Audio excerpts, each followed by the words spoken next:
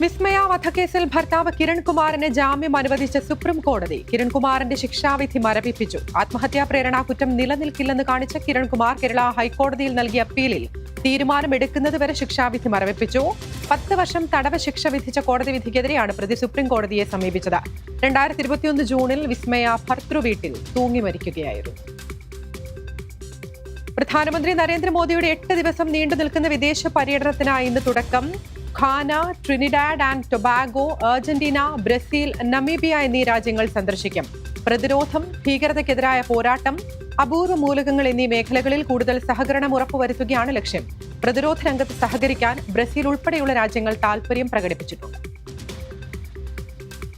ഗാസയിൽ വെടിനിർത്തൽ കരാറിന് ഇസ്രയേൽ സമ്മതിച്ചതായി US പ്രസിഡന്റ് ഡൊണാൾഡ് ട്രംപ്. 60 ദിവസത്തെ കരാർ ഹമാസ് അംഗീകരിക്കണമെന്നും ട്രംപ്. കാര്യങ്ങൾ ചർച്ച ചെയ്ത ധാരണയായില്ലെങ്കിൽ കൂടുതൽ പ്രതിസന്ധി ഉണ്ടാകുമെന്ന് മുന്നറിയിപ്പ്. ഖത്താർ, ഈജിപ്ത് എന്നിവിടങ്ങളിലെ മധ്യസ്ഥരുമായും ചർച്ച നടത്താൻ നീക്കം.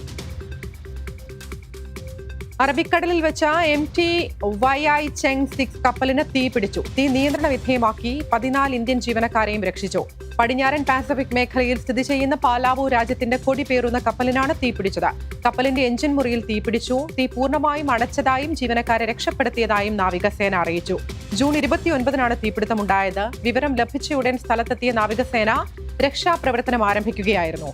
സ്ഥിതി നിയന്ത്രണ വിധേയമാണെന്നും INS ടാബ് സ്ഥലത്ത് തുടരുന്നതായും നാവികസേന. വാഷിംഗ്ടണിൽ നടന്ന ക്വാഡ് വിദേശകാര്യമന്ത്രിമാരുടെ യോഗത്തിൽ പഹൽഗാം ഭീകരാക്രമണത്തെ അപലപിച്ചു ക്വാഡ് രാജ്യങ്ങൾ. ഭീകരാക്രമണത്തിന് പിന്നിൽ പ്രവർത്തിച്ചവരെയും ധനസഹായം നൽകിയവരെയും നിയമത്തിന് മുന്നിൽ കൊണ്ടുവരണമെന്ന ആവശ്യം. ഇന്ത്യക്ക് പുറമെ US, ജപ്പാൻ, ഓസ്ട്രേലിയ രാജ്യങ്ങളാണ് ക്വാഡിലുള്ളത്. ഭീകരതയെ പ്രതിരോധിക്കാൻ ഇന്ത്യക്ക് അവകാശമുണ്ടെന്ന് വിദേശകാര്യമന്ത്രി S ജയശങ്കർ പറഞ്ഞു.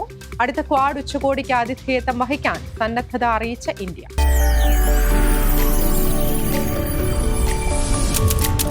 NTV UAE to the world.